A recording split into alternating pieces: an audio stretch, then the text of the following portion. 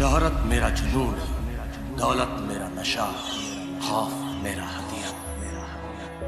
कदमों में दुनिया है, इशारों पे किस्मत और बाहों में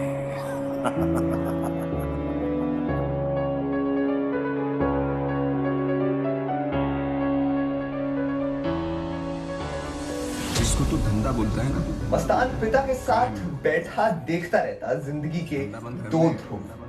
एक तरफ बंबई की आलीशान भव्यता जिसकी किस्मत रंग बिरंगी कूचियों से लिखी होती है, दूसरी तरफ गरीबी की बदनसीबी जिसे पन्ने सादे छोड़ दिए जाते हैं। कूची खोजने की जरूरत होती है। मस्तान को शहर आए 10 साल बीत चुके थे। बंबई अपनी रफ्तार पर थी। भारत छोड़ो आंदोलन से लेकर बिजनेस सब फल फूल रहा था। यहाँ पर देश बदल रहा था। अच्छे दिन आ रहे थे, पर सबके नहीं।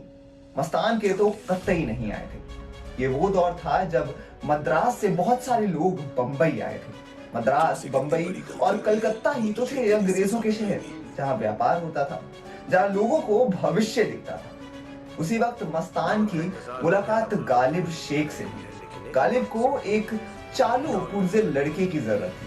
उसने कहा कि अगर मस्तान डॉक पर कुली का काम करे और कुछ सामान कपड़ों में छुपा कर बाहर ले दे तो पैसे मिलेंगे। ये वो दौर था जब अंग्रेज सब कुछ आंखों के सामने भारत से लाद कर बाहर ले जाते थे और हिंदुस्तान के लोग उनसे छुपा कर सामान लाते थे।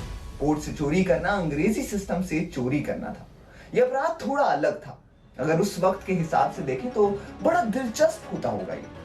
मस्तान का मन लगने लगा। मस्तान ने कूची खोज ली थी। उस वक्त हिंदुस्तान में इलेक्ट्रॉनिक सामान, महंगी घड़ियां, गहने, इन सब चीजों की तस्करी होती थी क्योंकि हिंदुस्तान में कुछ बनता नहीं था। लीगल तरीके से मांगने पर टैक्स बहुत ज्यादा देना पड़ता था, तो तस्करी का रास्ता निकाल लिया गया था। लगभग 12 साल बाद मस्तान की मुलाकात हुई गुजरात के कुख्यात तस्कर सुकुर नारायण बखिया से। अब दोनों की खूब जमी। तब तक फिलिप्स के ट्रांजिस्टर भी आ चुके थे। अब तस्करी और बढ़ गई। सोचिए कि घड़ी, रेडियो की तस्करी होती थी उस वक्त। शादियों में यही दहेज में चलता था। पैसा खूब मिला। कुली मस्तान अब मस्तान भाई बन गया था। ऐसा नहीं था कि और भाई लोग नहीं निकले थे वहां पर। वरदरजान मुदलियार भी निकले थे और भी कई लोग थे, पर मस्तान वाली बात नहीं थी किसी में, क्योंकि मस्तान के पास सिर्फ तस्करी नहीं थी। मस्तान के पास तरीका था बोलने का, बात करने का, देखने का और वादे पूरे करने का। आजादी वक्त का गैंगस्टर राजनीति कर रहा था। दिलीप कुमार खूब प्रचार करते थे इसकी पार्टी का। बंबई, कलकत्ता और मद्रास में इस पार्टी का प्रचार हुआ, पर राजनीति, तस्करी और फिल्मों में जरा हटकर। इसका अलग नशा है, अलग तरीका है। आजी मस्तान हर जगह हारा, पार्टी को सफलता नहीं मिली। आजी मस्तान ने कभी किसी पर गोली नहीं चलाई, पर अपने अंदाज से अपना रसूख कायम किया था।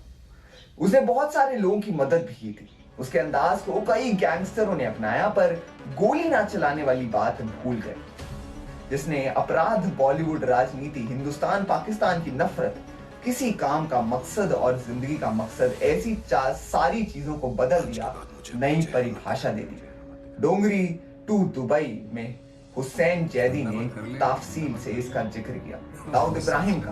दाऊद हाजी मस्तान के लिए काम करता था, पर वो काम करने नहीं आया था।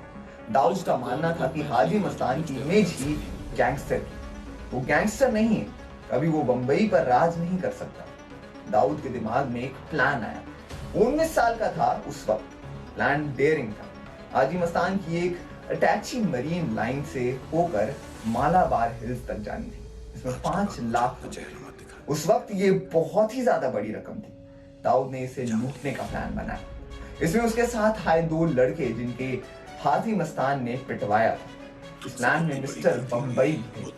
हैंडसम नौजवान था जिसकी खूबसूरती के चर्चे थे, पर किसी को कोई आइडिया नहीं था। सारा ज्ञान फिल्मों से आया। जब गाड़ियों को फॉलो करने का काम शुरू हुआ तो नेटवर्क टूट गया। सारे लड़के इधर उधर हो गए। दाऊद को छोड़कर किसी तरह वैन को दाऊद ने रोक लिया और अंदर घुस गया।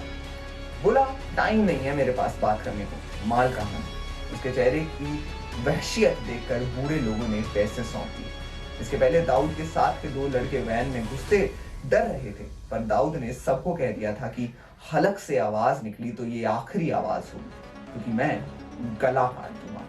माल लूट लिया गया, पर ये माल हाजी मस्तान का नहीं था, ये मेट्रोपॉलिटन बैंक का था। बंबई में हुए ये पहली बैंक डकैती थी जिसे दाऊद ने अनजाने में अंजाम दिया था। पता तो चल ही जाता, पर इसके पहले दाऊद के घर पर कांड हो गया। दाऊद के पिता इब्राहिम कास्कर कांस्टेबल थे, उनकी ईमानदारी के कायल पुलिस वाले भी। कास्कर ने के बेटे को रात भर पुलिस वाली बेल्ट से पीटते थे। पूरा मोहल्ला रात भर दाऊद की चीखें सुनता रहा। इब्राहिम सुबह को उसे थाने ले गए। पुलिस वालों ने दया दिखाई, पर इन सब के बीच दाऊद इब्राहिम का जन्म हो चुका है। ऐसे ही कहानी आपको देखने को मिल सकती है डॉन 3 में। तो आपके क्या विचार हैं, हमें कमेंट सेक्शन में अपनी राय जरूर बताएं और देखते रहिए हमारा चैनल पॉलीग्राफ स्टूडियो।